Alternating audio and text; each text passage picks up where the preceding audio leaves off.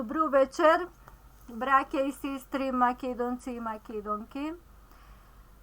Вечерва повторно се јавуваме со нашите видувања, со нашите анализи, размислувања и ставови околу актуелните прашања и состојби и во Македонија и надвор од Македонија, во светот, особено со воено така наречено жариште во Украина, кое што се случува веќе еве 2 недели. Темата за вечерашнава емисија е поврзана, се однесува на геноцидот како најтешко злосторство против човештвото по дефиниција и процесот на денацификација, кој што стана многу актуелен откако започна ова руска специјална операција во Украина, така русите ја нарекуваат. Инаку од другата страна таа операција всушност се третира како геноцид. Низ историјата на човештвото, многу народи и етнички групи, заедници и племиња доживеале извршување на геноцид врз нив. Некои успеале тоа да го докажат и да едноставно да се санкционираат тие форми и преку Обединетите нации, односно оној кој што бил извршител на геноцидот да го признае тоа најтешко кривично или криминално дело, злосторство против човекот и човештвото. Некои не успеале. Во тие најрепресирани народи кои што доживеале геноцид врз себе, спаѓа и македонскиот народ. И тоа е вековна причина и причина повеќе во ова актуелна состојба македонскиот народ да го третира повторно тоа прашање на актуализирање на своите барања за признавање на извршителите на геноцидот врз него, да ги признаат и секако да има и соодветни санкции и репарации кон сите оние оштетувања кои што следеле и се уште се случуваат, што е најважно во актуелниот момент, значи продолжува извршувањето на геноцид врз македонскиот народ во рамки на современите политички одлуки, решенија или идеологии што се спроведуваат конкретно и во нашата држава, значи во нашето совремие. Исто така и процесот на денацификација, што за жал се уште не е поздравен и не е поддржан од, може да се каже, и од прогресивните сили и од поголемите демократски земји и светски сили во светот, говори дека се уште ова прашање не е доволно абсолвирано, иако веќе за нас е скоро цел век, односно не полн век, меѓутоа сепак 80 години откако е и формулиран и веќе во Обединетите нации донесена и врз основа на тој термин геноцид, донесена и конвенција за геноцид, со која што се предвидува и постапка пред Обединетите нации за одговарање за овие тешки злосторства против човештвото. Меѓутоа, како повеќе одминува времето, она што било навистина утврдено во рамките на Обединетите нации, сепак и како потреба од дотогашните исто вакви геноцидни случувања низ историјата, особено После Втората светска војна, со геноцидот во германскиот во Холокаустот од страна на германскиот нацизам и фашизам, како одминува времето, ова појава, значи овој најтежок криминален чин и акт злосторство против човештвото, како да се релативизира и како да се станува еден термин кој може исто така на тие злосторнички, криминални, монструозни сили кои што се уште не се откажале од владењето со човекот и човештвото во најцрната смисла, како да им служи за покритие да некого друг обвинат, обично оние кои што се борат од спротивната страна против геноцидот, значи имаат причина да го осуетат и да го казнат ова злосторство, значи токму нив ги третираат како геноцидни извршители, како агресори и некој кој што го загрозува човештвото. Еве тоа се случува сега во Украина, значи каде потврдено е и од Обединетите нации во 2016 година дека таму постои една парамилитантна нацистичка група Азов, која што се нарекува, која што дел од нејзините членови биле и пратеници во политичка партија, во парламентарен состав. Меѓутоа, од почетокот наречени нели како една терористичка, дури имало и конвенција за да се прогласи за терористичка групација.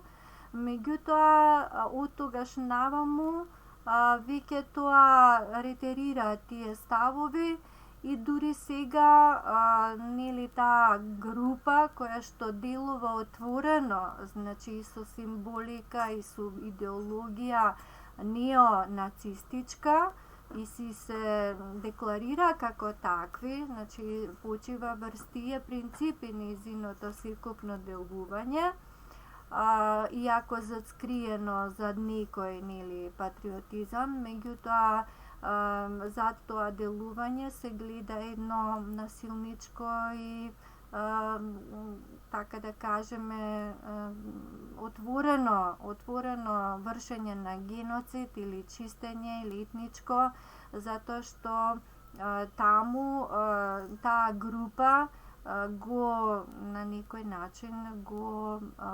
уништува делот од руското население што живее во тие краеви, односно и во овие две републики кои што на некој начин им ја призна независноста Русија, каде што мнозинство е руското население.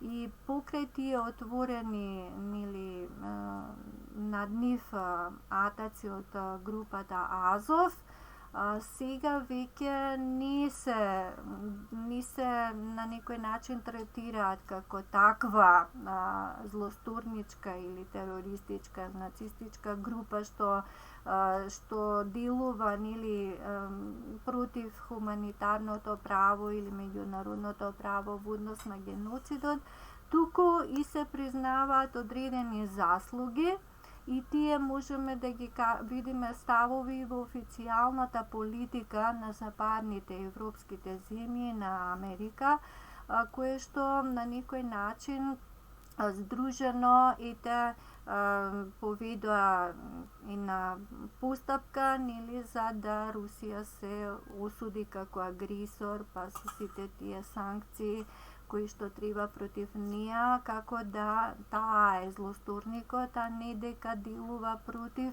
злосторнички групи и елементи кои што пред неколку години видовме на кој начин со таа портокалова револуција што се случуваше таму делуваа и вршеа линч врз руското население.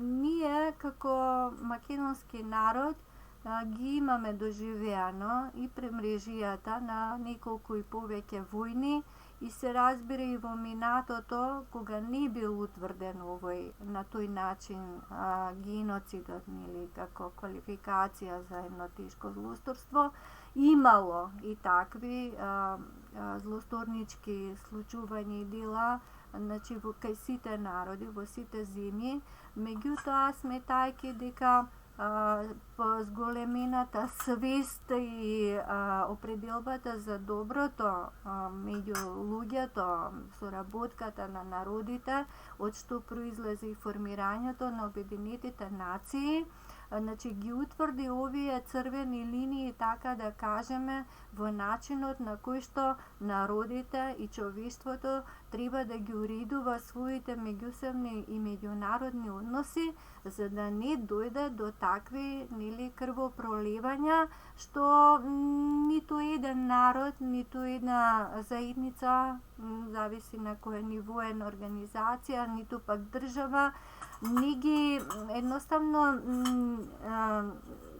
не ги посакува, иако не го почитуваат тој морален императив, не му го прави на друг она што не се каштиват и се прави, така да тие, штитејќи се самите себе си, пак здружено делуваат, некого друг да угнетуваат и на тој начин тоа се измолкнува од контрола, па се случува и геноцид. Значи, со тоа би го формулирала, би завршила со овој воведен дел, значи, во таа терминологија, како дело, кривично дело, значи, најтешко кривично дело злосторство против човештвото, веќе се внесуваат и други квалификации, значи, на тоа што е геноцид, дека геноцидот, што изворно е дефиниран како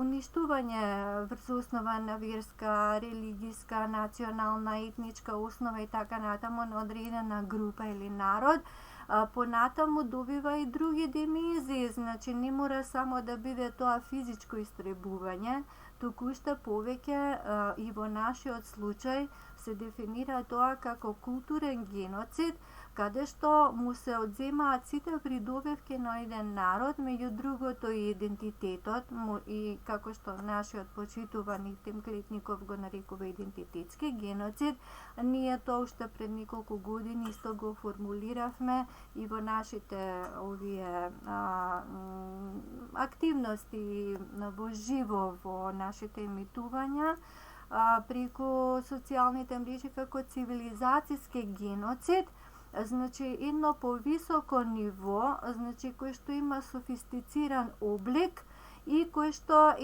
во нашиот случај може да се каже дека продолжува со тоа што сме ние избришани како народ кој што е жив и постои, меѓутоа не фигурира веќе со таа конечна спогодба последната, кога се на некој начин се интервенираше во нашето име Македонија, кое што пак произлегува од културата на македонскиот народ, па така и доктор Маријан Попески ќе забележи дека всушност со тоа што се одрекува геноцидот, а всушност се врши како културен геноцид врз македонскиот народ, а дел од културата и нашиот идентитет, затоа што нашето име, кое што ни е одземено сега со тој идентитетот, произлегува од културата што македонскиот народ ја создавал, ја вршил, значи не го дал името некој друг или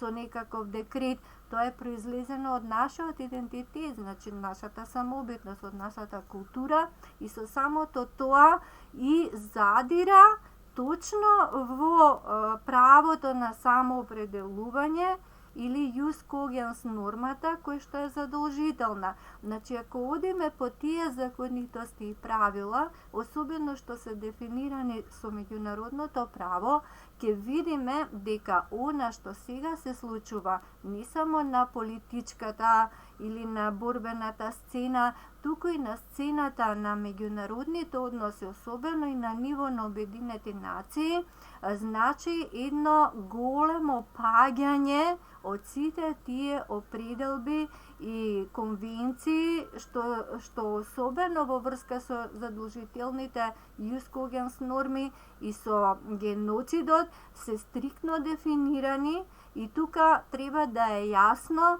значи, што значи еден таков чин некому да му се врши геноцид и од друга страна да му се крши определена, загарантирана jus cogens норма. Значи, тој релативизам што го обзема светот, а е диктиран пред се од политиката или од идеологиите кои што на некој начин се измолкнуваат од едно вистинско издржано толкување и почитување на утврдени, значи, меѓународни норми кои имаат највисоко значење околу овој аспект, тогаш веќе гледаме дека се што е она дефинирано, самите тие, значи, на тоа ниво веќе и оние сили и членки, нели, кои што се постојани и основачи на Обединети нации, меѓу нив, значи, тука ги спомнуваме и Русија, и Кина, Соединетите Американски држави, значи, самите тие, еве, гледаме дека не успеваат докрај и доследно да се едноставно здружено да се придржуваат до она што е утврдено и каде што треба да биде полето на заштита или на решавање, на разрешување на кршењето на сите овие норми или конвенции што се донесени токму поради тоа.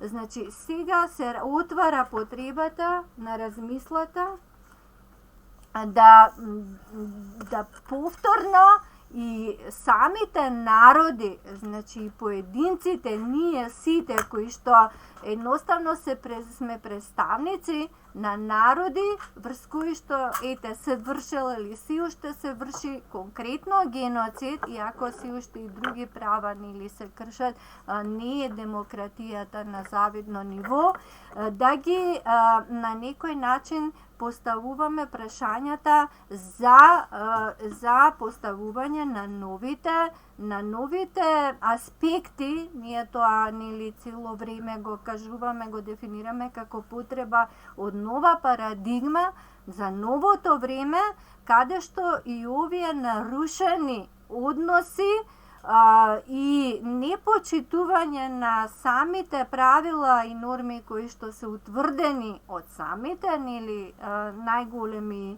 и постојани членки во Обединетите нации, ќе може да се на некој начин да се исправи, да се редефинирано во позитивна смисла, затоа што ја губи она најважна и најсилна смисла на самото третирање на овие најтешки злосторства.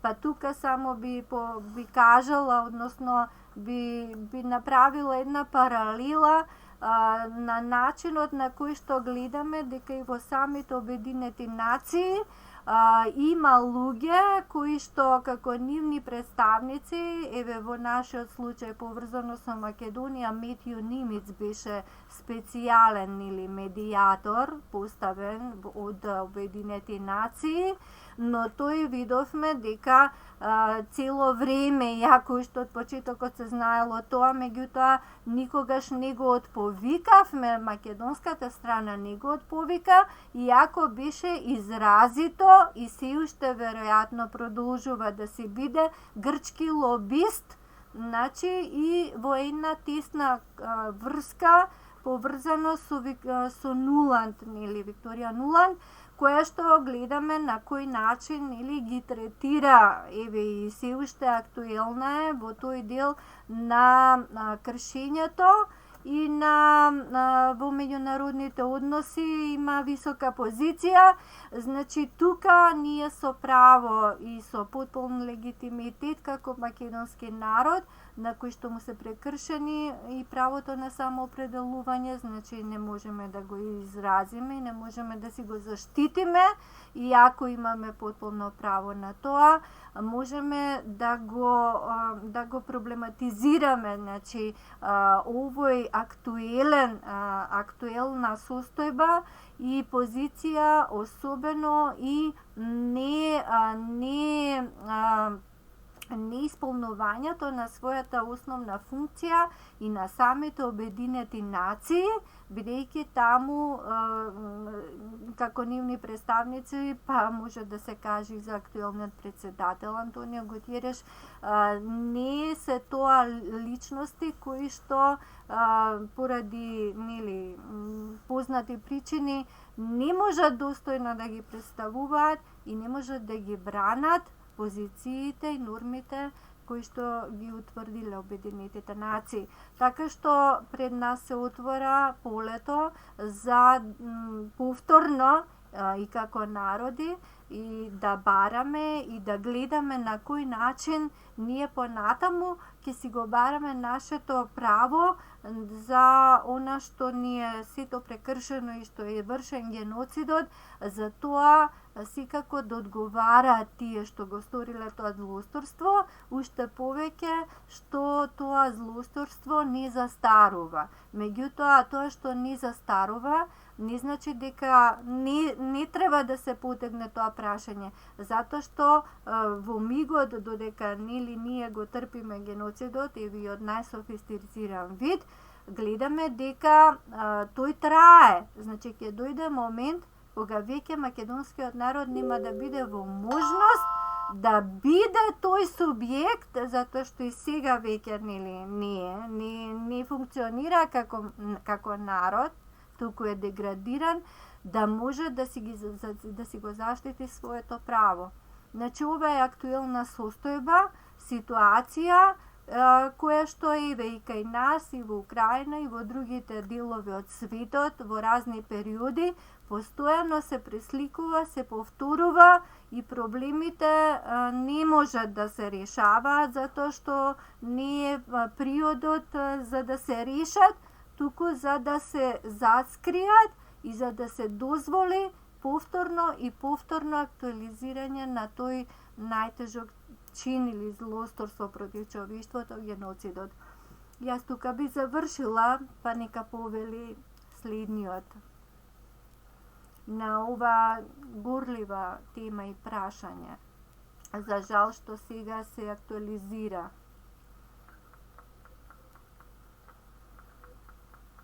Сега јас да кажам, прво да ги поздравам сите, јас ќе речам сите сестри македонки и браќата македонци во Македонија и каде и на се во светот. Добро вечер. За сите е пораката дека не се откажуваме и мислам дека праведната наша борба, па било како, дали вербално, дали било како, нас ќе ни се исплати и барем ќе се вратиме на македонската држава, на македонскиот народ да си има своја држава. Многу погрешно се сваќаат некои работи овде кај нас, но во последно време така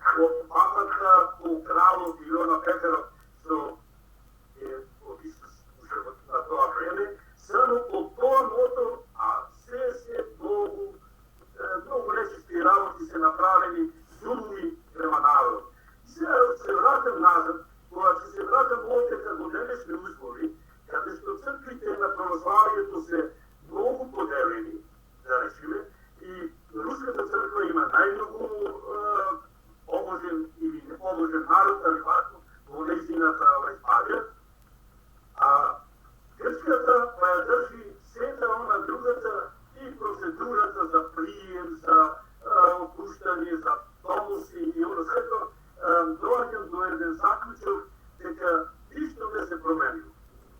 Грчката црква ја призна предходно Украина, делот она на Украинската црква, како за самостојна црква, а макар таму да има католичка и остана дел на Руската црква. И тајна се слично се случува и нашите се борат преку патријаршијата таму во Истанбул, и нас не признат. Ама имаме тука ние еден проблем со нашите северни соседи со Северна признаваат македонската држава, признаваат македонскиот народ, но дивната црква никој не се одлажи, и ако 50-тите години кога првпат требало да се осамостоиме и се одело на тоа да се осамостоиме и црквено потполно со потполна автономија.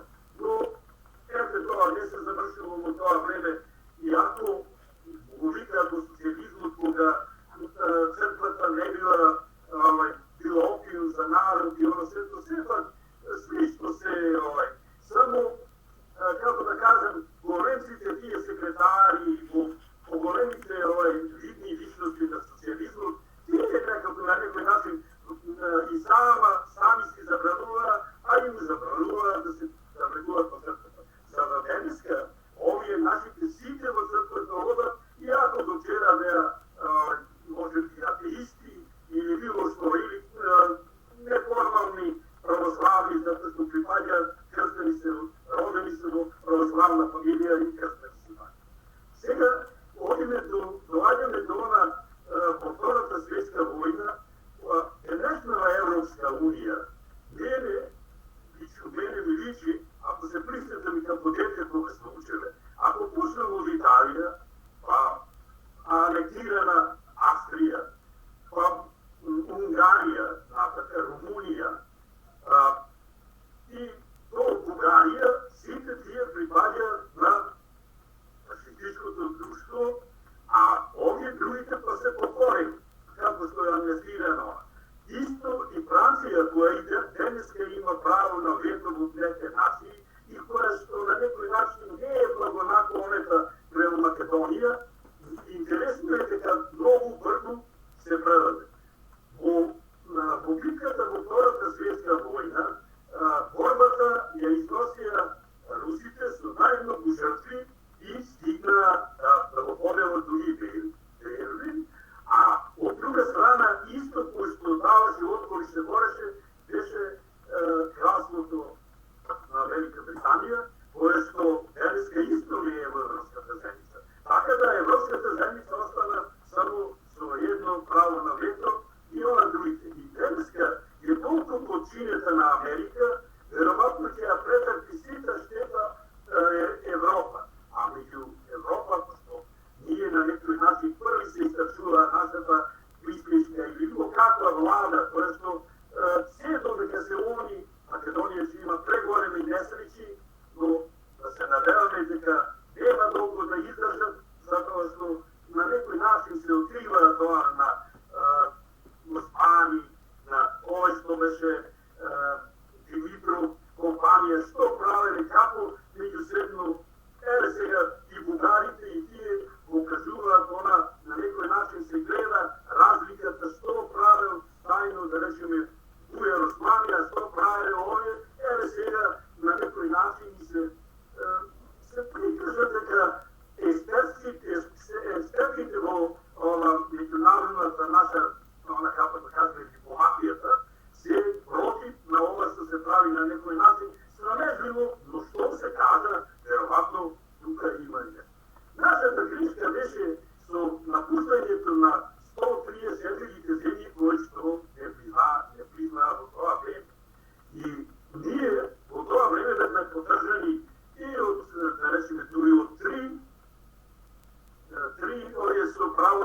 Ujedinjene nacije. Rusija, Kina i Amerika. Za da posle Amerika ne nametne tako teror, jedno tako genocid, da se napravi samovoljno, da se odkaže bez vojna. Inače, oni makedonski narod nastavljaju ušte 45-49 u Egejski odjel, kada su ljudi su napali bombi u ono vreme. I sada, ako se vratam nazad, što prava našата vlada i kako su jedna golema sila, kako što je Rusija, Ruskата федерация, което се окупното земјоделие со Украина го дават метану, каква штета ќе му се направи на овој народ, истачувајќи се една славјанка, па и името е тако, дека ќе праќа дури луѓе од тука војници кои што можда немаат ни чизми. Чудно, но вистинито, ама во секој случај, ние како да го поврзиме тоа, само за геноцидно се направи. Македонија е учесник преку Југославија како федерација во она време, уште во 49-та кога се формира Обединените нации. А е учесник сега еден наш од овие партии, ќе го кажам, подпредседател на ВМРО, кој што беше учесник на Европскиот совет, кој што таму на некој начин омелодени и пред светската јавност дури кажа дека Македонија се наоѓа во слична за која што за Украина цел свет тука се борат војаки, затоа што Југославија на земју ќе биде уште полошно веројатно, а македонскиот народ како мал народ е оставен да не знаат дека постоел ли она. Има големи, многу пати сме зборувале околу тоа, Франција зошто можда он кемиджиите уште неќе да слушне за нас. И она другото, но како нивни капитал и она сето што било во тој момент, ама ние навака го разглаѓаме после тоа, речиме Втората светска војна, Македонија има давljeno многу жртви. И неколку пати сум го поновил тоа. Кога ќе речат Македонија е призната од Коминтерната и Тито. Да, она е призната од Коминтерната и од Тито, затоа што они во тој момент Чечен, Сталин и кој Рузвелт кога го определувале тоа, значи победниците во тоа време била и Коминтерната, па што имала сила да нареди да оне што победил овакви против фашизмот да биде на страната и награден на некој начин.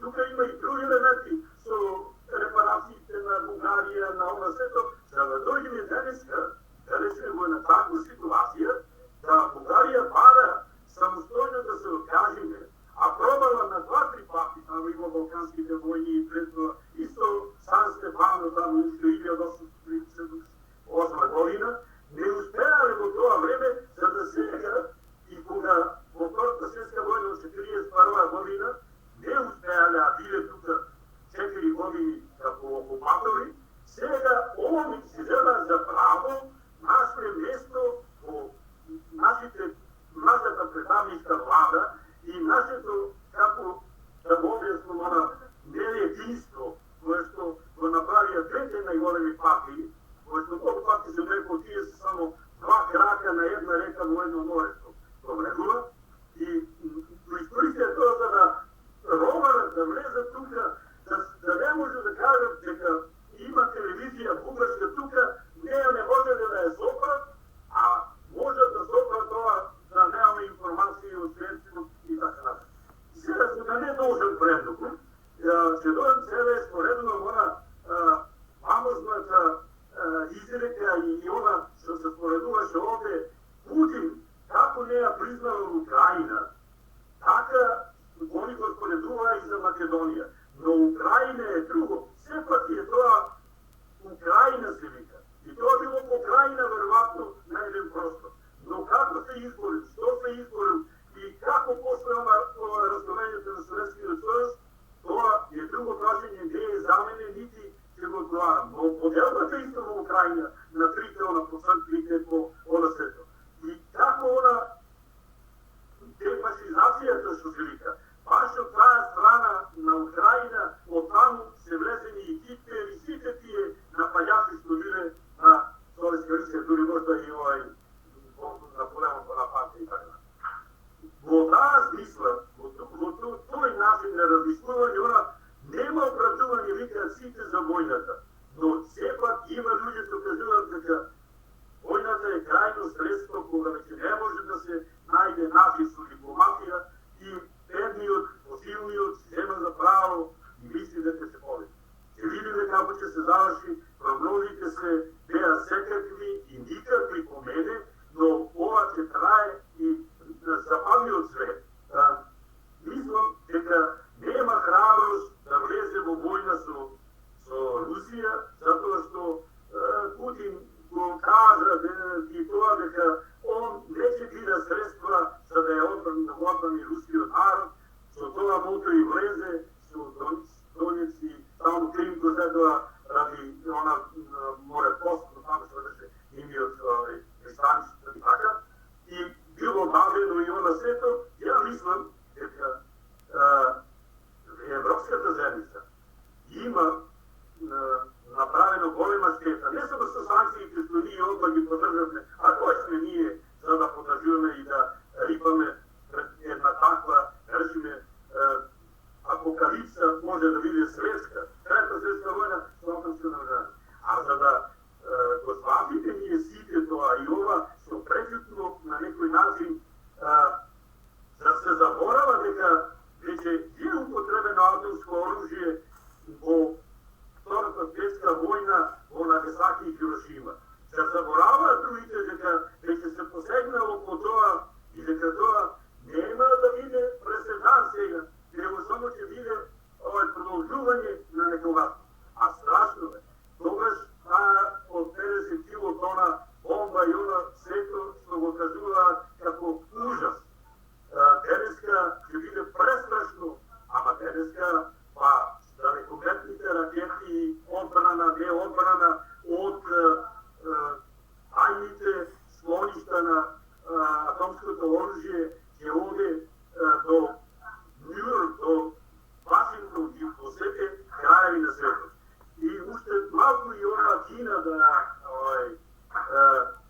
не ја заборавам со оние игрите сега што ги прави, а си намига на себе си и чека да се малку уште закачи ова за да си го присвои Тајван, како што можеле да речеме они од Југославија да го откинат Косово, да го откинат и ова и затоа што ние во Европската заедница имаме и други контрасти. Нашиот народ мислеше ќе не брани, НАТО ќе не брани, но не е така. Кога виде дека да речеме во Шпанија не може да се одвои Барселона и Миннесота. Не може на друго место ова. Уште 4 неколку се Грција и тоа што не признаваат и не признаваат и денеска Косово. А ние меѓу првите онај душманот што кај него ни влегува и ни направија 2001 година, од тогаш и почнато расторањето. Но ја верувам дека Преспанскиот договор е поништен, ние ќе си го тегнеме правецот и влеземе во договорот со Бугарија, тој изгледа нема да успее, затоа што сега климава, ја гледам дека иако владата го турка тоа, може би сакаше да направи, но откритието дека има разногласие меѓу министерот за горешни работи и експертската група во дипломацијата, мислам дека со тоа ќе завршам и надевајќи се, не надевајќи се, него сигурен сум дека и во ова трета необјавена и ненаправена војна Македонија испадне како победник, затоа што секогаш и последната држава е направена во времето на Втората светска војна. Благодарам, бидите здрави и живи, среќни и весели. Не само да се надеваме, но ќе успееме. Се најубаво. Благодарам, Олимпија. Да, повелете. Микрофонот вклучете го.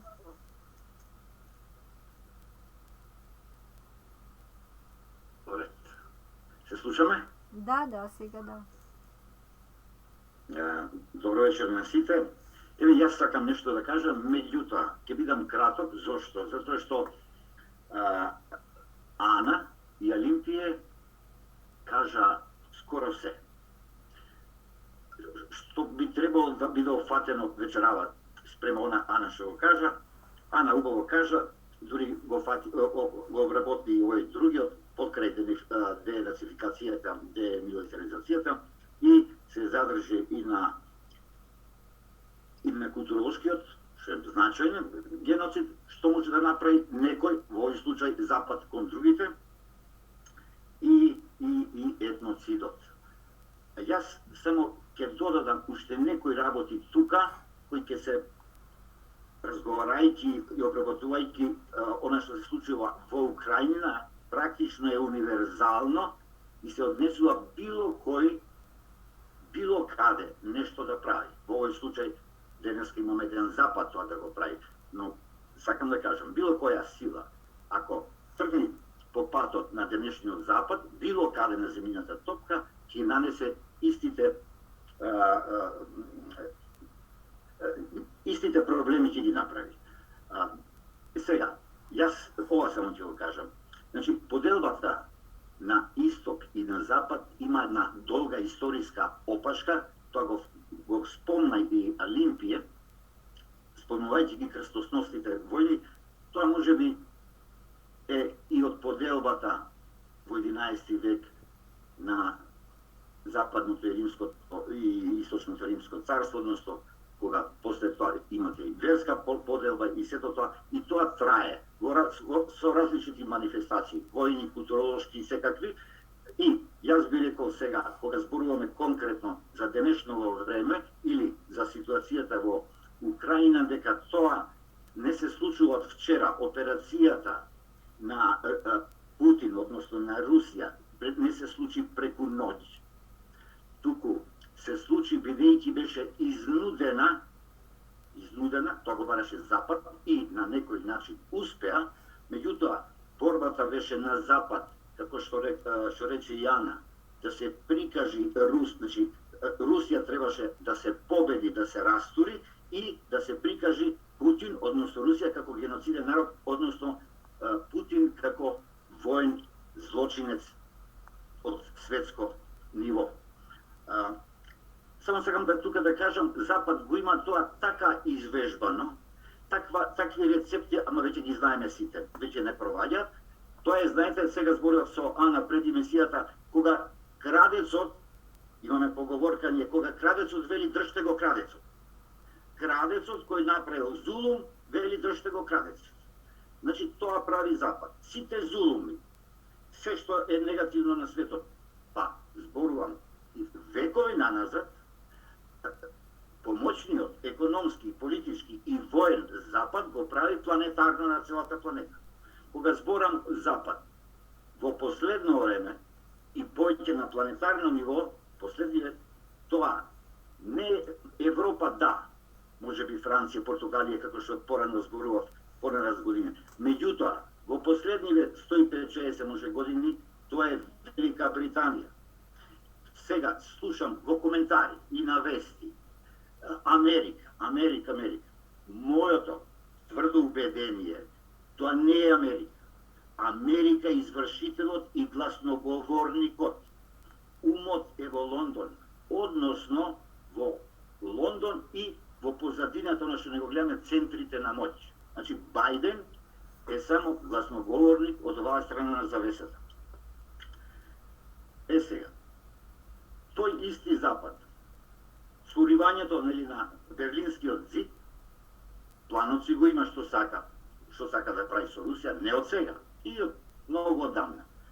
Веднаш почна суривањето да прави подлога за уривање. Тука искористи Украина. Видете сега што се случува. Во Украина, Олимпија рече војна, сепак операција е тоа зашто војна, Запад вели дека е инвазија, а русите прават геноцид, и значи војна. Од термините се многу значени што значи операција, што е војна. Значи таа специјална операција на Русија, односно Путин, во самата Украина, не да ја пороби, не да остави, туку да расчистат некои работи. А кои работи ги расчистат?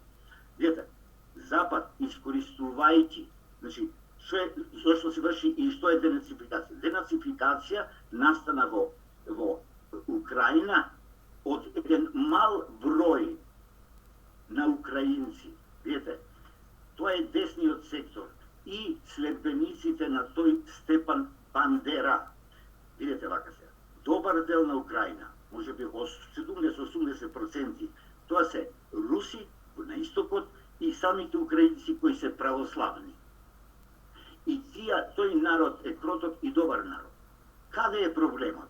Проблемот е западниот дел од Киев, од Житомир, спрема полската и словачката и унгарската граница. Тука е каша попара од народи. Видејќи, тука си и појаци, и унгарци, и словаци, и самите украинци, меѓутоа кои украинци? Украинците унијати. А знаеме кои се унијатите? Унијатите се сите оние кои имаат православната исповест, ама шефот им е во Ватикан, односно папата им е врховен поглавар. Сега, проблемот е, тој десниот сектор, тоа се тие нацисти уште со Степан Бандера што беа против истокот, значи тука имате подлога и политичка и верска и нормално и културолошка, бидејќи Запад е Запад, има свој поглед, нели, на светоглед, меѓутоа имат и друга вера, имат и културолошки подруг, и социјално и сите тие. Овие украинци се поистоветуваат со Запад, затоа си нацисти. Зошто немаше на исток нацисти? Немате те русите нацисти, ке православните немате. Ами во тој дел. Сега, што се случи во тој дел? Америка, Запад, Британија, после Берлинскиот зид, тука се вгнезди, полека правеше критична маса за да дојде до Мајдан 2014 година. Значи тоа не е од вчера. Мајдан е долго планот е направен одамна, меѓутоа за да се оствари треба време и години, значи треба пари и треба луѓе.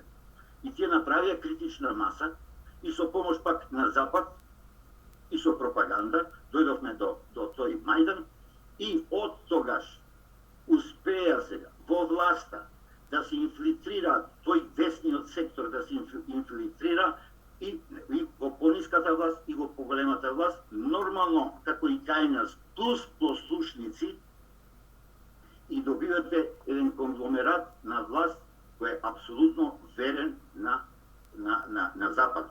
Кој од убедување, кој за пари, односно за бенефиции или статуси во власта.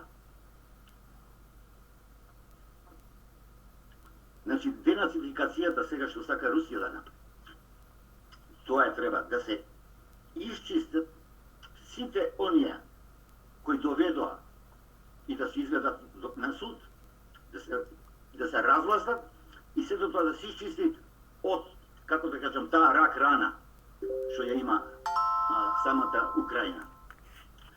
Тоа е денацификацијата. А демилитаризацијата што сака да ја направи, нормално и тоа треба да го направи. Затоа што Украина, исто наназад овие години, од кога е самостојна, пак се спрема, тоа долго време се спрема, така да наречам, претоварена со оружје од Запад. Секакво оружје. И уште пристига.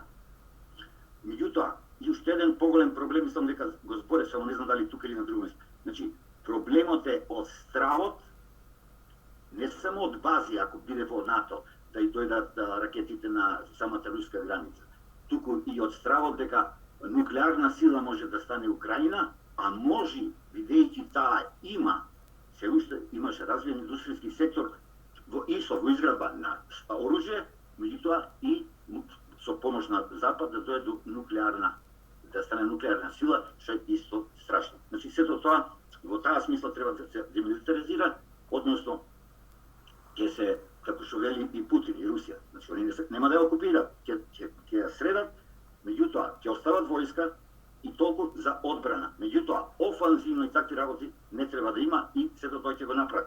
Не верувам, туку сум сигурен за тоа. И сега, ова исто е важно.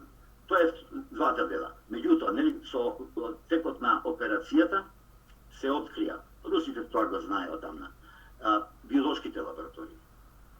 Биолошките лаборатории се велат на десетици, тоа народот лично не знам дали колку е свесен колку е тоа опасно. Значи, биолошките лаборатории тоа е нешто како можеби поопасно од нуклеарни бомби. Затоа што велат и ковидот дека е проект. Па видите што направи. А замислете, има толку страшни биолошки оружја што смрт ќе биде 100%, а не колку сега на толку и толку народ имаме толку смртни случаи. Овие се пилотови, само да видиме на каде оди, како ќе се реагира и сето тоа. Мислам со ковидот. Значи, биолошките лаборатории кои Запад, односно Америка, ги оповргнува, меѓутоа веќе фатени се во лага, бидејќи веќе нели и нуланта веќе треба се тргнат итно материјалите во некои своји излагања и не може да се скријат, а па русите се педантни и запленија доста. И има тони материјал за тоа и мислам дека ќе го презентираат по завршувањето во Обединетите нации. И треба. И тоа убаво. И треба да се направи едно тело или не знам што кое ќе ги обработи и ќе ги осуди. Ќе го осуди Запад за тоа. Од културолошкиот и етноцидот, видите, Запад нормално во своите потези е макиавелистички. Нормално дека руското население на исток, а и понапред, и секој напреден украинец кој е против тоа, треба на некој начин или да се замолчи, а руското население ако може да се измалтретира до толку, да биде покорено, или едноставно насила да го истерано, за да остане чистиот елемент во. Меѓутоа не може да го направат огромна е Украина, има 40-50, не знам, околу 40 на милиони. Ама јадрото на овие нацистиве не е големо, нити во простор, нити по број. Не е важно дали е помало и поголемо, зависи од активноста. Меѓутоа, мислам дека ќе го средат. Бидејќи само заради тоа што, велам, во власта се инфилтрирани и во војската се. Значи, во војската се како политички комесари. И ги убиваат собствените војници. Ако не извршуваат или ако сака да се предат или да дигнат рација нешто, овде како што доаѓаат извести и јас што ги имам, ги убиваат на лице место. И тоа се тие украинци што и сакаат добро на Украина. Како вие наши дека е во власт.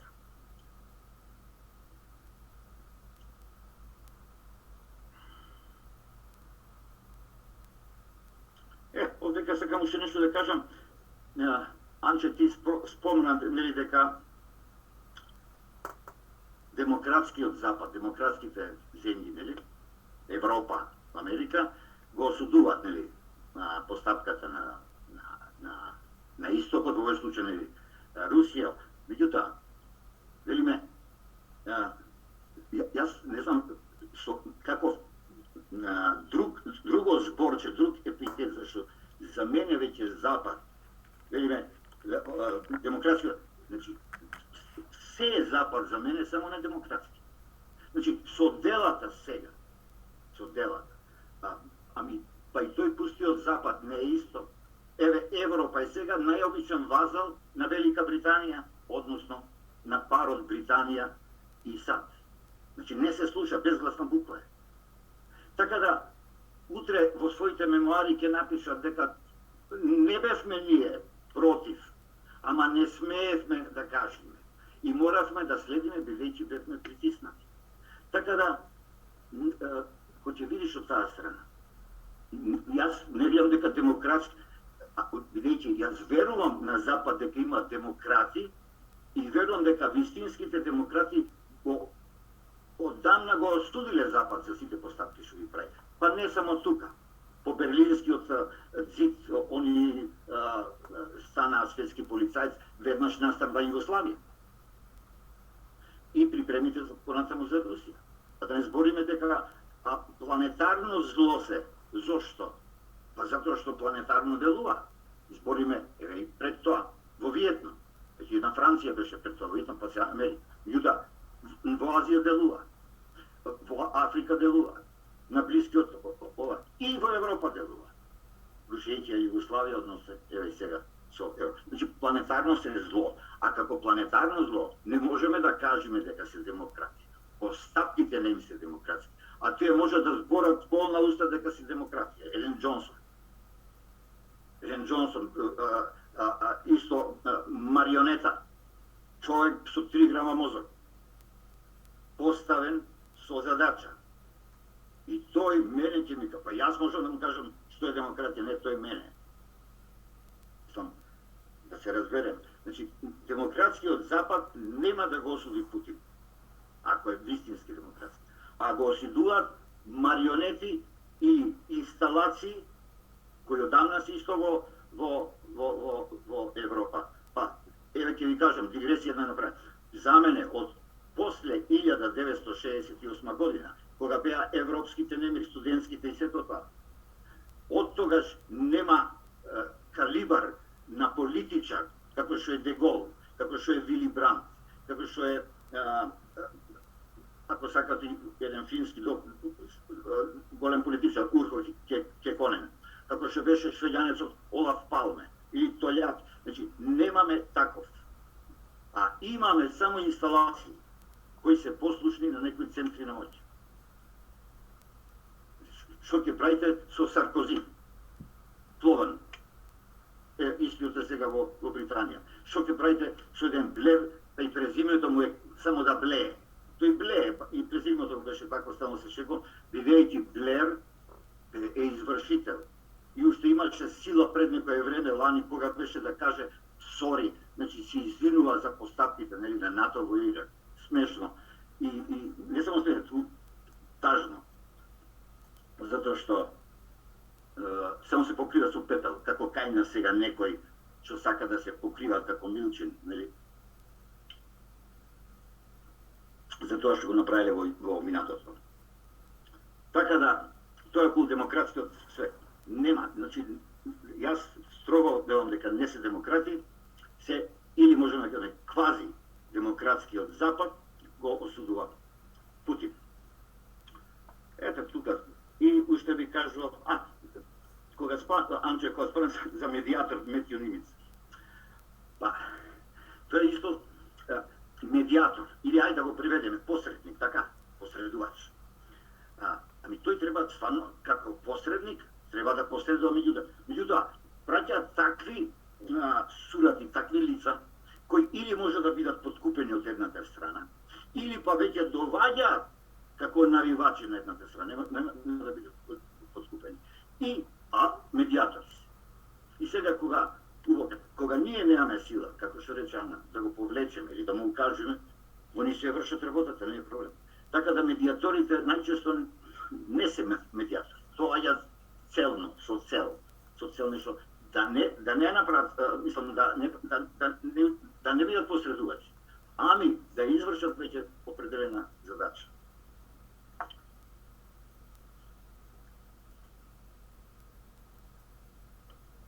Инаку, Алимпија спомна, за фашизмот кога го спомна, и тука мислам ќе завршам, истото се, една паралела сакам да направам.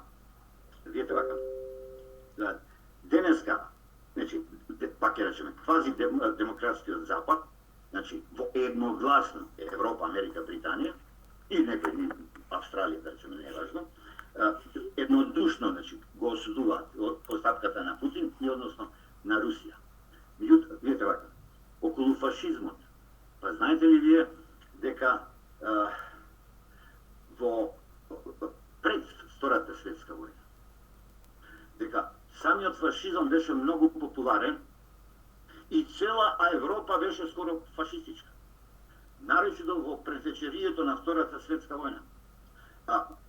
Симпатизери и големи поддржувачи на фашизмот беа од обични луѓе кои беа практично индоктринирани со пропаганда, за обично, до високи и интелектуалци, како и членови на угледни фамилии. Еве ќе ви кажам, престолонаследникот на Британија, Едвард ми се чини, требаше да стане крал, тој беше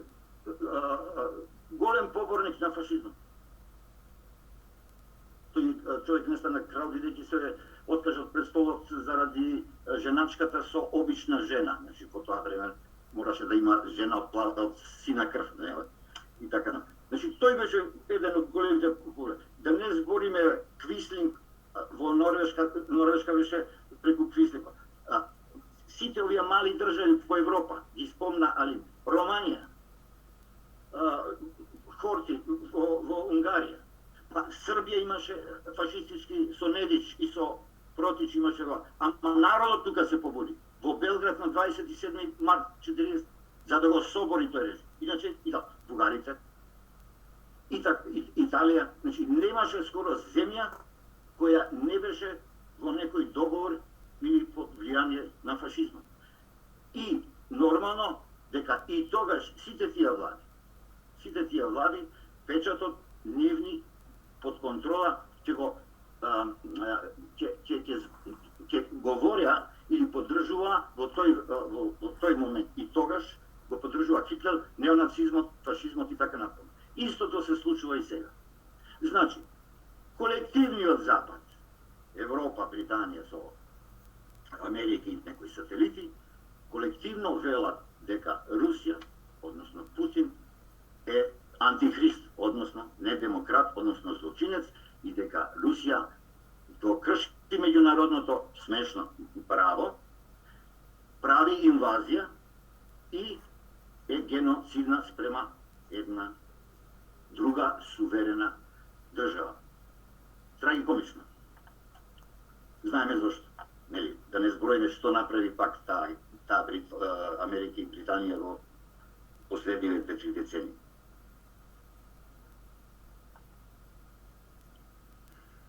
Добро. Ето толку не би сакал да продолжам. Многу добро кажа и Јана и Алимфија. Тука само јас некој работи малце да се вклучам во емисијата, да ги кажам. И тука би завршил. Ние како и секојаш ќе останеме на оние наши ветувања и светогледи или размисли, кајде што сме, и ќе ги развиваме и понатаму, и ќе ги шириме колку можеме повеќе, и ќе оптимистички нормално секојаш. Ете така. Со тоа би завршил, благодарам. Да, благодарам, Ристо. Доколку би сакала вечерва со нас и Софија, да, повели Софија.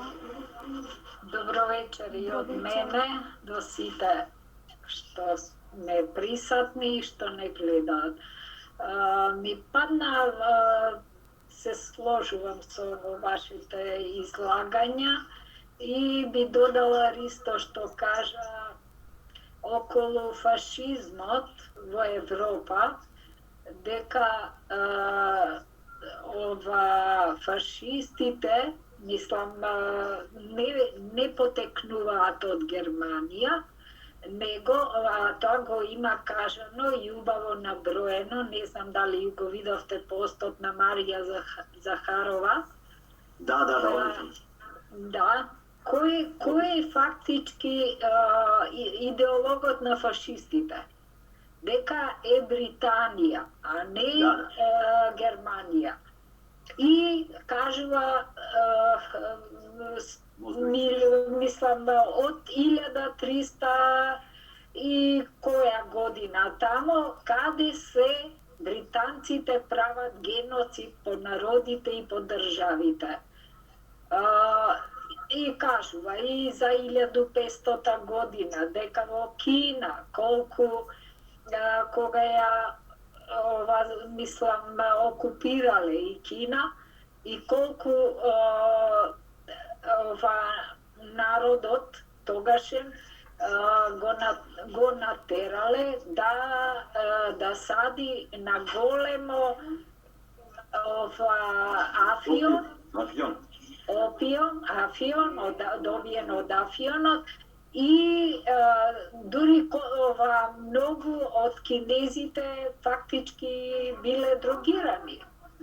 И кога покасно, тоа со години траело, со не знам колку, убаво кажува Захарова таму и годините, не можам јас да ги запамтам се, И кога доаѓа комунистичката партија на Кина, тоа расчистува сите нивни, мислам, Англија си оди и ги убиваат сите што се бават со опиумот и што се фактички задоени, мислам, дрогирани од опиум, и тоа фактички е мафија. Тоа биле многу народ кој раководел со тоа и во интерес на британците. И после тоа ги убива, сите ги ликвидира и после почнува комунистичката партија да функционира како што и ден денеска функционира.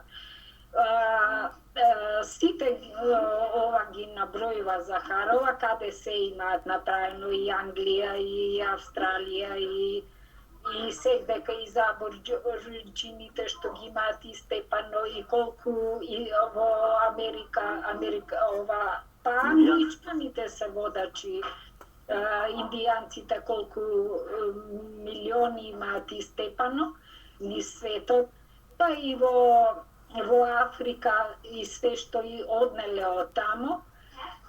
Фактички идеологот за фашизмот е Англија, не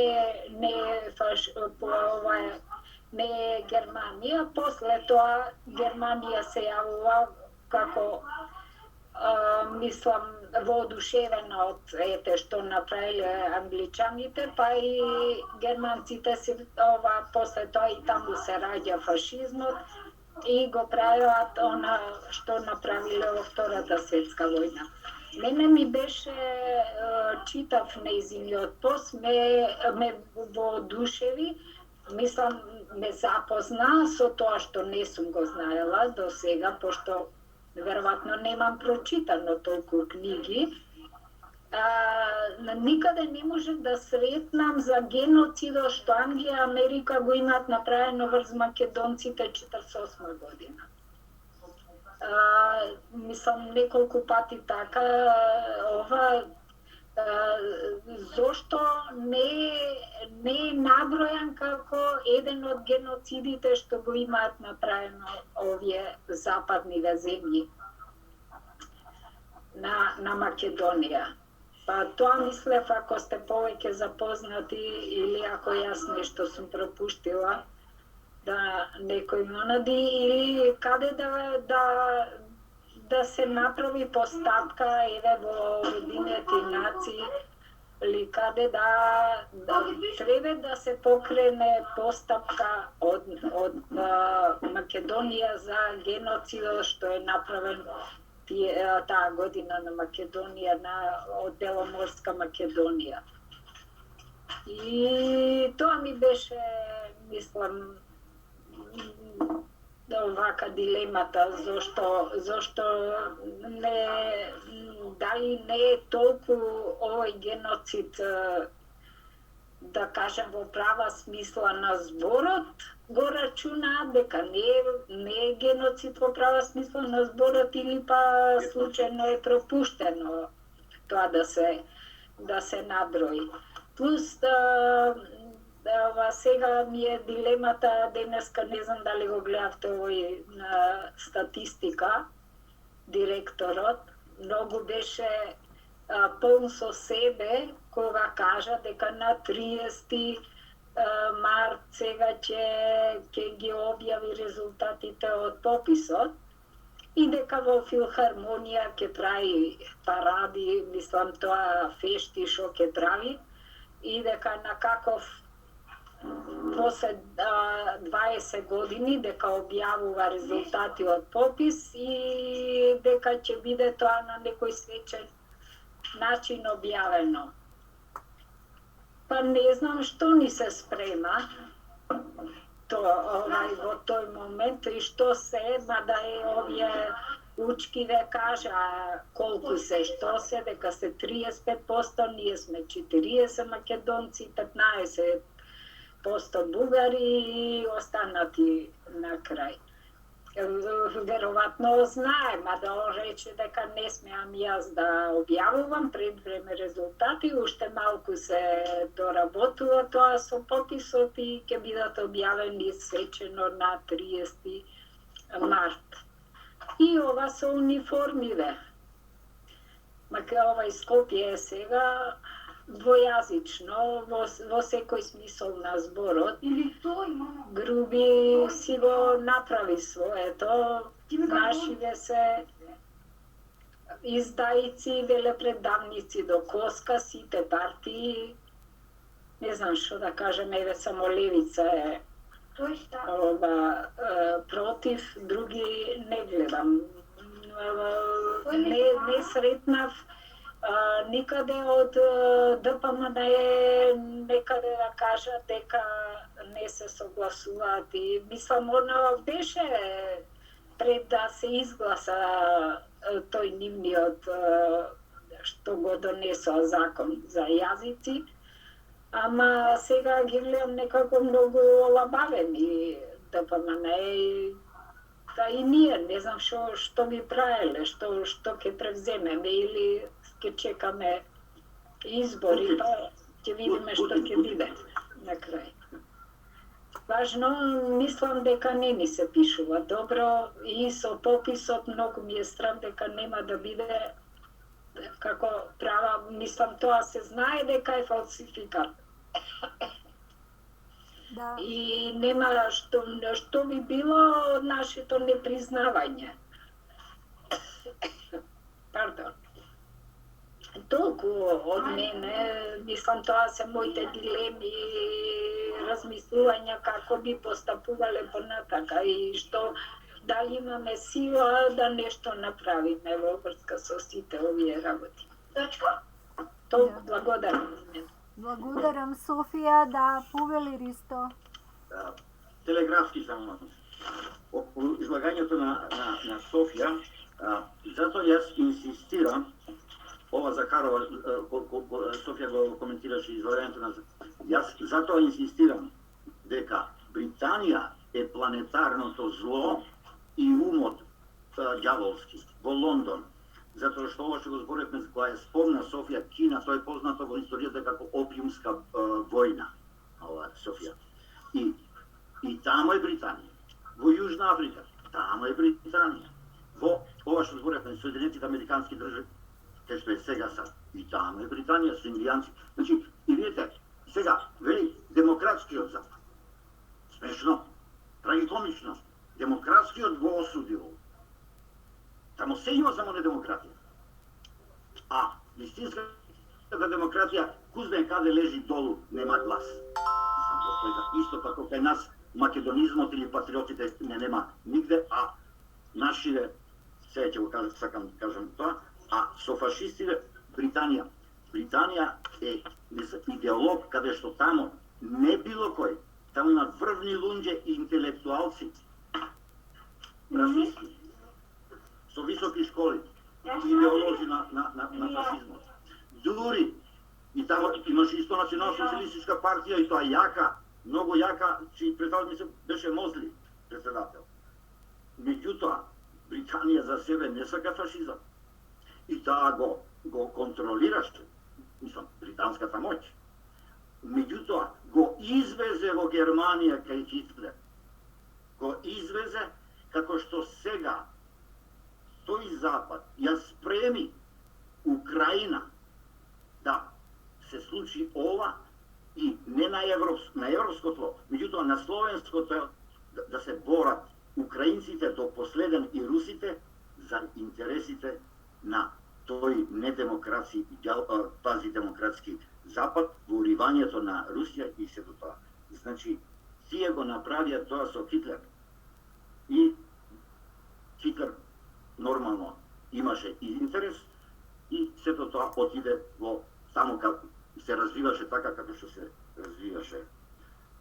Инаку за Македонија рече Софија, велиш нема ова, не, знаеш што, ако ние не напишеме наша историја, па сигурно Запад нема да напиши за 48 каде што со напалм работеше по нашиот народ и за да ги, он, ако не геноцид, направи етноцид.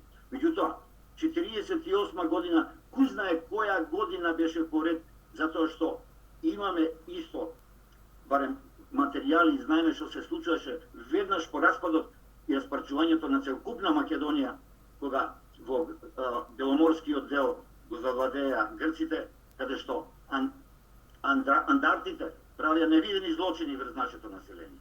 Значи и тогаш 12-13, па нели и подосна, па и 48 година. Ама ако ние тоа не го направиме, а за жал направивме било каква таква историја, па ја фрливме на ѓубиште.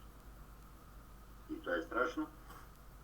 А инаку ова нашиве сега, што пак спомнам, пошто јас не сум во тек, дека двојазично или сега за пописот. Па нашата власт, ние имаме право само да ја избереме, а немаме право да ја контролираме или да се буниме против неа. А нашата власт која ќе биде избрана нема за македонското и е гласноговорник на Запад и извршител на задачите. За македонскиот дел нема. И не само што нема, значи нема, па символично, нема Македонија од нив. Нема е по говор и велат нема Македонија. А и натаму работата што вели Софија, зошто? Па ако сега овие ќе се изгласаат со 30-35%, ако ние сме 40%, во еден друг попис, албанците ќе бидат 40, ние 35, и што правиме тогаш? Бидејќи секој може да се оправда. Бела смрт, одселување, не знам што, не знам кој, и така малце фалсификат, и ние ќе си станеме едноставно, како што стануваме малцинство, во собствената земја, во собствената вила е, од стопан ќе станеш не стопан. Се и тоа демократски, со подписи, што вика Заев, со пенкалцето. И така. Така да 33 лицитација, колку им треба, и па никако не се осудени и од никого, односно од малкумина, дали интелектуалци или групи кои не се влијателни нешто да направат. Туку, затоа велам, само ние ќе си работиме своето, вака и на било кој утре на улица ќе излеземе, ако треба, за она за кој сме убедени дека е на правото место и ќе одиме по тој трновитиот пат како во Библијата што пишува, а по овој рамниот, бидејќи патот до пеколот е со добри намери, поплочен, ќе отидат на одумина. Ние ќе одиме по тој трновитиот и нема да ни биде жалко. За да види Македонија така како што треба да биде, како нашата тковина и место за живење и наш простор. Со каде што ќе се развијаме како народ и така натаму. Благодарам се, малце папе толка, ама добро. Да, благодарам, се заблагодарувам на сите вечерашни учесници, соговорници, кои што секој од свој аспект ги опфативме нели овие актуелни прашања и навлегувавме подлабоко во третирање на некои состојби. И токму тоа е една од целите на овој ТВ канал Откритија, значи кој што и во својата специфика е како назначен како продлабочен ТВ канал, значи за третирање продлабочено на сите аспекти или теми или проблематики кои што за жал во нашата држава, и да кажеме, меѓутоа не е тоа само со нашата држава и општество, и во другите, гледаме дека се диктирани, дозирани и спроведувани преку медиумите, значи одредени информации се пуштаат, најчесто тоа се нели во заштита, во прилог на интересите на оние нели кои што ја имаат моќта, медиумите, финансиите и така натаму. И сето тоа за жал преку националните телевизии значи се пласира нешто кое што не соодветствува со потребната форма на информирање и уште повеќе на некој начин на правилно информирање на народот, значи на една држава кој што има право да ја знае вистината за да може да се бори за своите права. И сега кога зборувавме за ова зошто се прави тоа, па моќниците можат се да прават со оние кои што се помали, понемоќни, сето тоа е поради непостоење, да речеме, на невладење на правото. Ако владее правото, не може некој што не е виновен или што едноставно се однесува соодветно, се однесува совесно, дали како поединец, дали како народ, како држава, не смее да трпи никакви штети, не смее да му се кршат никакви слободи и права. Значи и на домашно ниво и на интернационално. И сега тука за мене уште поголемо значење има меѓународното право, значи на интернационално рамниште има некои дефинирани, што рековме, норми, задолжителни односи, кои што едноставно, ако така се практикуваат, нема да доведат до ова тешка злоупотреба и на меѓународно право и на демократија. Значи, да речеме, во секоја држава, на секој суверен народ, како се дефинира државата, уредувањето, си има право да се го уредува на домашно ниво, на национално ниво, онака како тој смета, што за него е демократија, дали е демократски, може да е авторитарен систем и така натаму. Меѓутоа, на меѓународно ниво владеат одредени норми, значи кои што едноставно се стандарди. И сега, ако тие се кршат, а не треба, загарантирани се, така е утврдено, тогаш, значи, може си да очекуваме, мешање во внатрешни работи, на нас тоа ни се случи во Македонија и покрај тоа, што ние, како суверен, како народ, ги почитуваме и сакаме да бидат ставени да сме ставени во нивна заштита. Значи, нашите права едноставно по никој основ не требаше да бидат прекршени. И сега тоа се случува, значи се меша, место да е тоа во соработка, на тоа повисоко меѓународно и национално рамниште, па да може да се уреди, колку што е можно по-добро, и ако се работи за демократски систем, значи тој да биде на високо ниво демократски. Ако не постои такво нешто, ако во некоја земја има разни режими, се кршат правата, значи ќе се интервенира на тоа рамниште, а не од страна да се рушат под дека тоа биле авторитарни, а всушност за самата таа земја таа нуди благосостојба, да речеме, на народот. Кога така од тоа повисоко на моќниците рамниште ќе им се даде слобода да тие го изиграат и меѓународното право, тогаш имаме и вакви ситуации. Значи, поразително е, кажуваат доста и аналитичари, политички аналитичари, новинари, кои што си запознаени, да речеме, со системите, политичките системи, со начинот на уредување одредени општества низ целиот свет, дека, да речеме, конкретно пример е самиот Конгрес, значи, во Америка, кој што се организирал според лоби групи. Значи, кои лоби групи има таму што под своje ги земаат конгресмените? Значи, тоа е исто така влијание што е недопустливо за едно, да речеме, национално рамниште или законодавство, затоа што лобистите доаѓаат од цел свет. Па сега таму во Америка, ако е појако, да речеме, кинеско или не знам какво арапско лоби, ќе имаш таква политика. Значи и тие не можат да си ги заштитат своите национални американски интереси, затоа што лобито е појако од оние другите што ги навладуваат. Значи, по тој принцип, кога гледаме и како се интервенира, дали во парламентите, во владите, нели хибридни режими инсталирани, што викаме, не се тие народни власти или парламенти, гледаме што се случува, значи нема никаква контрола, суверенот врз тоа, и тоа треба да престане, зашто тоа е стварно злоупотреба и на меѓународното право. И сега тука, еве ги, ние на некој начин ги прозиваме Обединетите нации, затоа што таму, може би и тие се во криза, меѓутоа, сепак на ова ниво треба на некој начин да се интервенира во тоа и да се најдат механизми како тоа да не се случува. Инаку нема крај на овие злоупотреби.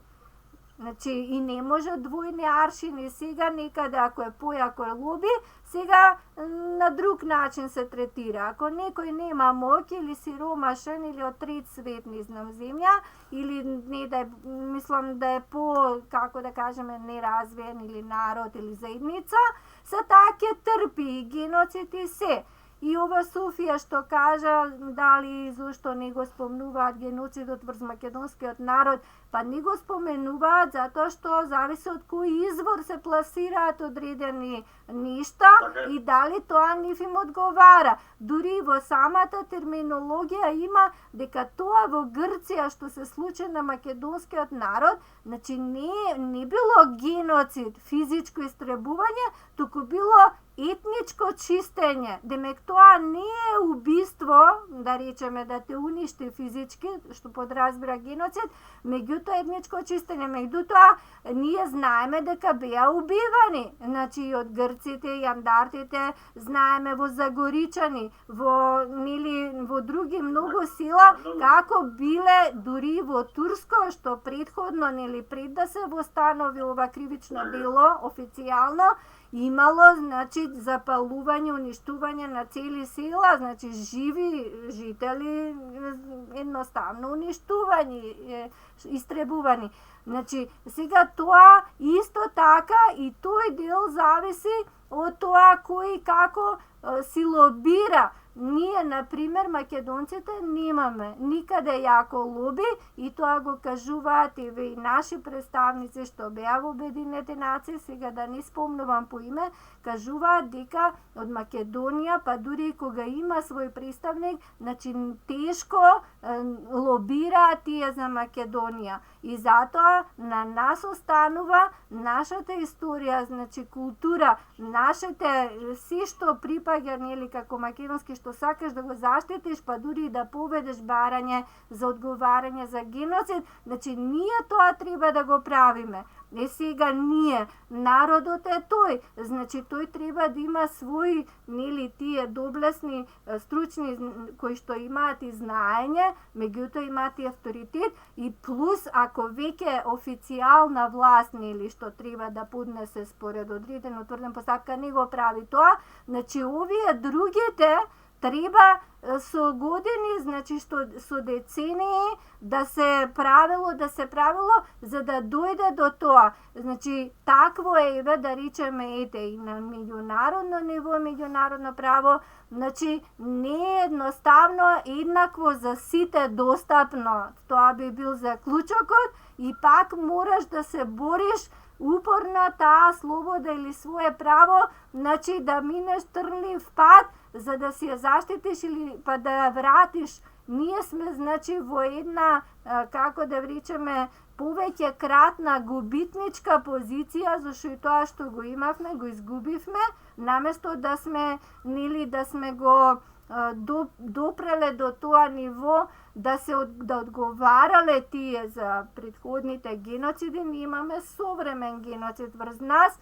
и тоа, значи, на тоа ниво и со пописот гледаме како преку тоа се продолжува тој геноцид, нели праша Софија што ќе правиме, па нели така беше и кампањата и се уште таа стои на сите тие кои што едноставно не го прифаќаат, го прогласивме за геноциден тој попис, дека исто така тука исто има можност нели за оспорување затоа што ете повторно според меѓународни стандарди тој не е валиден.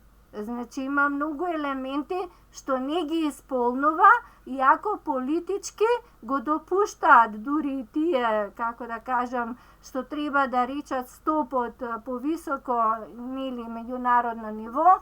Гледаме политиката дека тоа на поинаков начин го води и сега повторно сме и повторно пред истото прашање. Меѓутоа борбата точно Ристо не може да престане.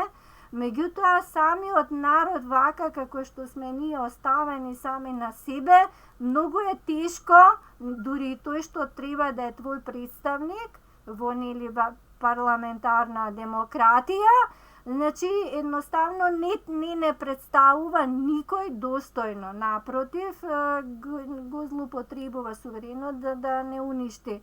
И сега и тука се постава прашањето дали овој начин на општествено уредување на политички систем е веќе, како да кажеме, дали е веќе дошол до крајот, кога веќе не треба воопшто на тој начин да продолжи да биде овој систем, ова политичко уредување или представничка, кога не го представува. Значи, никој од нас не представуваат тие што седат таму, што одлучуваат спротивно. И тоа е една причина повеќе да сето тоа се стави како отворено прашање, затоа што сега во светот се покажа дека нема јасна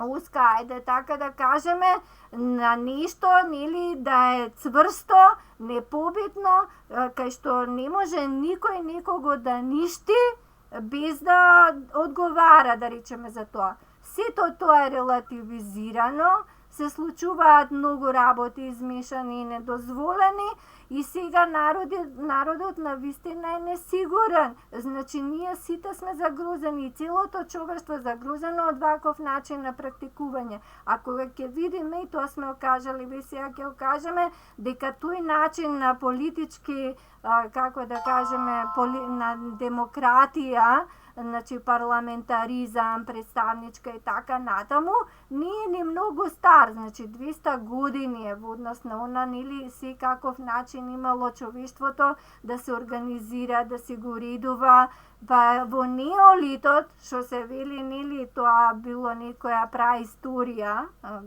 бил многу по, како да кажеме, уреден, по-хуман тој поредок и тоа е нешто што можеби, ете, во тој дух треба некои традиции овде кај на македонско тло да се возобновуваат. Значи, оваа парламентарна демократија исто е една креација која што дала некои придобивки, но кога самата си ги побива, едноставно веќе тоа е проблематично. Значи, не е нешто кое што веројатно има долг век на траење и сигурно треба да претрпи промени.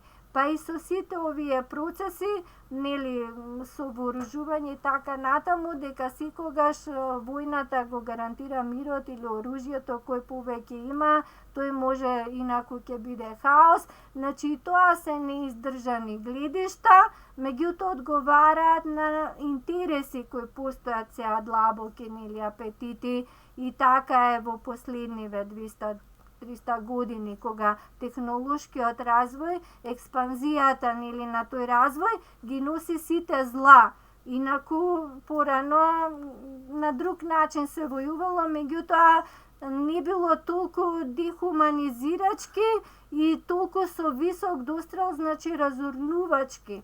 Сега далеку во историјата, веројатно и така катаклизмите настанале, сигурно имало и нуклеарни други претходни цивилизации што биле уништени со вакво, како да кажеме, неконтролирано, значи агресивно делување и односи помеѓу луѓето, да, и сега историјата нели циклична се повторува и така натаму, меѓутоа секогаш човекот, особено еве ние што припаѓаме на овој вид, сепак има некој дел кој што е нели насочен кон повисоките духовни и така натаму начин на постоење, на развој, на создавање, што не може едноставно овај сито атак, пресија врз него, значи како суштество, како систем, како психофизички ентитет, и тоа е исто така уште поголем предизвик да се размислува, затоа што оружјето е нешто што мисламе не е дел од нас. Тоа е создадено за заштита, меѓутоа не е наш природен, како да кажеме, амбиент дел, и можеби ете ние го живееме, мораме да живееме во ова време, меѓутоа има многу човечки аспекти и причини, значи хумани, кои што ги отфрлаат сите овие начини на кои што нели се владее со луѓето, се уништува самиот човек заради нешто што е стварно ниско, едноставно дали за пари, за мој, за така, меѓутоа тоа е нешто наметнато. Сигурно дека поголемиот дел од човештвото не сака да биде ни заробен, ни атакуван. Меѓутоа, ете, тоа е за жал со тие темни сили што сега можеби ете ќе се претрпат некои промени на тоа глобално ниво, за да може да се ослободиме едноставно дел по дел од она што како е си уредено, нели, што го става човекот во една поробувачка положба и која што треба да заврши со потполна подчинетост, со потполна заробување и неслобода, што е тоа спротивно на човечкиот природа. Да. За развој сега толку за вечерва, темата е многу сериозна и од многу аспекти, значи ова не е политичко да се решава одредено прашање, туку ова е да севкупно и најмногу и филозофско прашање во смисла на размислата и што, нели, вредносното размисла, смислата на пак на постоењето. Меѓутоа, сепак треба да има поорганизирана настап и соодветно, нели, на потребата во одредена сфера да се делува, па така и ние, значи, застанавме ете во одбрана на нашите права, што се вели на ова политичко рамниште, како суверен, кога гледаш дека политички одлуки се носат кои што се погубни.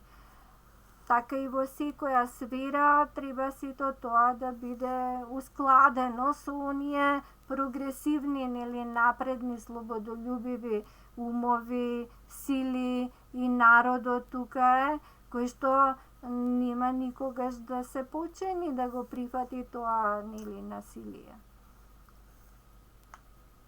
Толку ете за тој дел, иако може доста да се отвори и за темата и за овој процес на денацификација само по себе е нешто позитивно и најдобро би било да се спроведе во суштина тоа, а не да биде само како, нели, нешто шминка. Да, па за тоа да стои некој тоа го баш го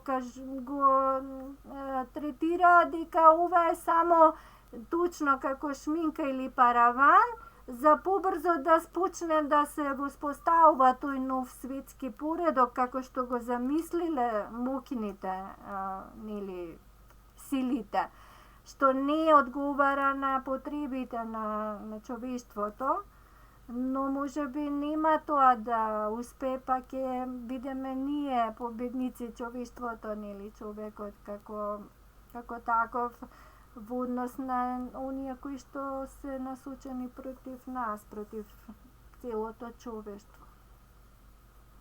Да, повели Ристо.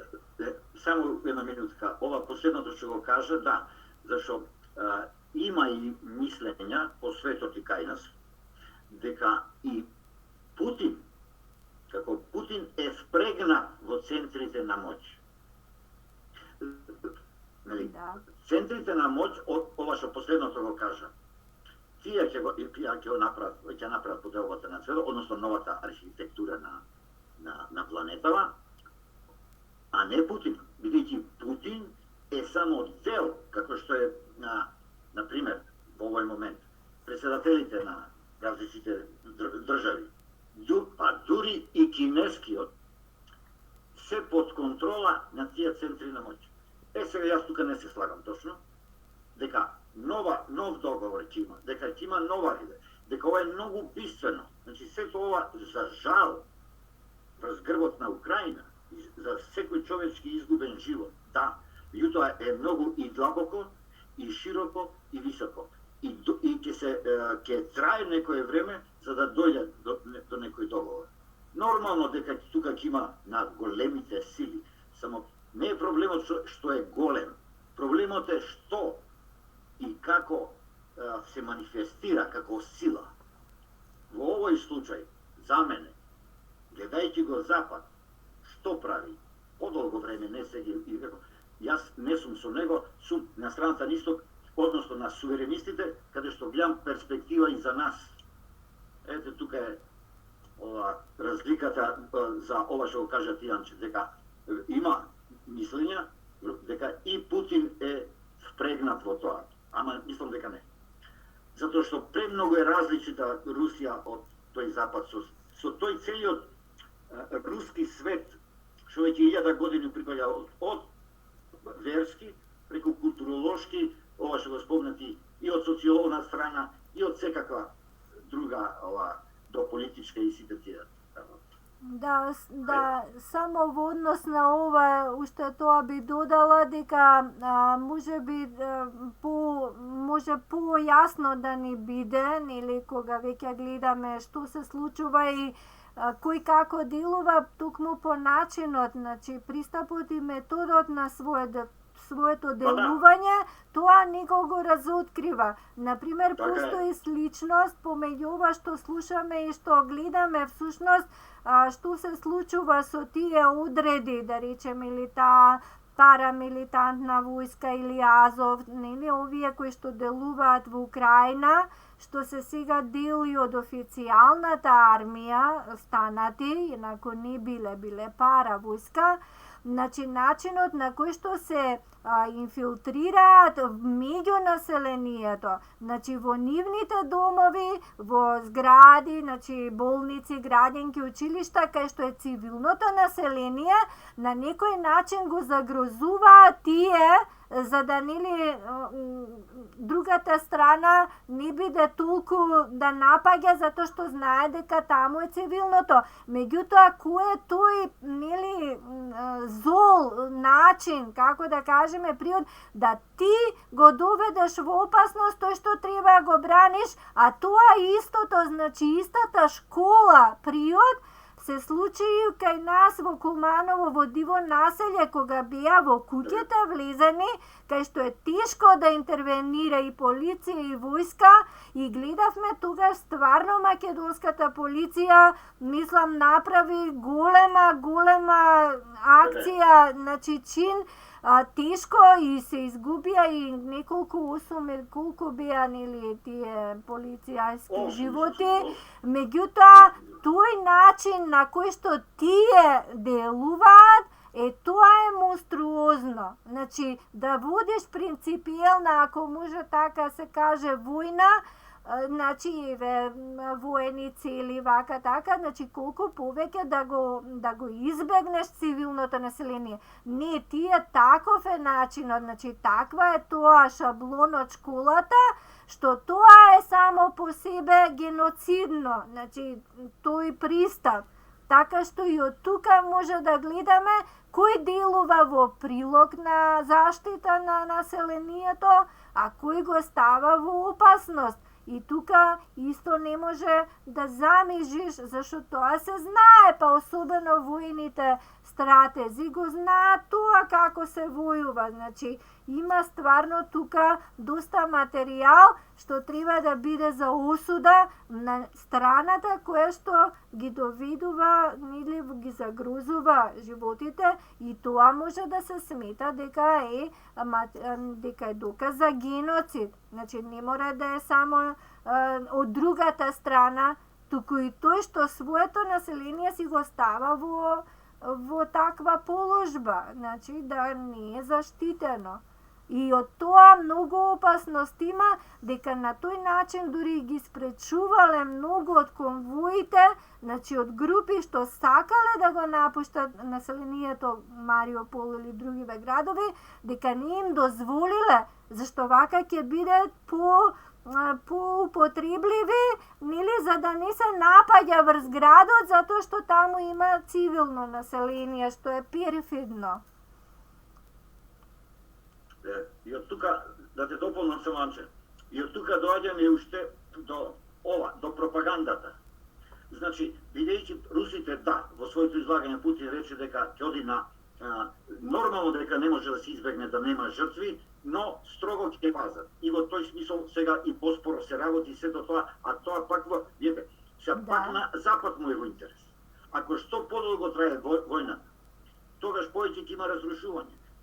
Некои ќе има воени профитери, бидејќи таму ќе се поручи оружје, таму ќе се храна, значи, а тоа Запад секој го наплати.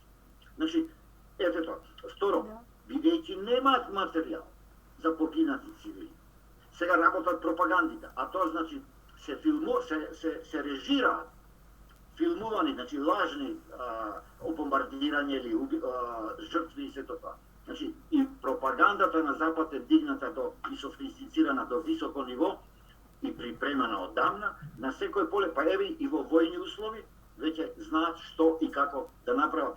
Како, ако се сеќавате, кога го напаѓаа Ирак, па CNN барабар со војската одеше, како одеше војска и така CNN правеше филм од напаѓањето на Ирак како во Холивуд, страшно, страшна работа, страшно.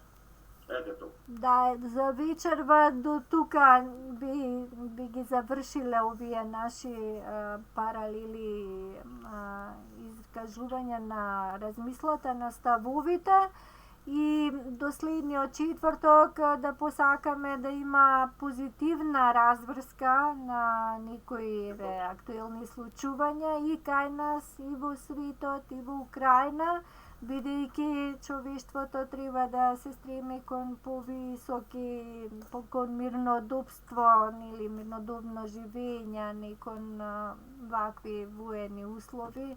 И тоа би било за вечерва, со тоа би го завршиле вечерашното емитување. И останете во добро здравје, посакуваме пријатен викенд до следната недела, повторно во исто време.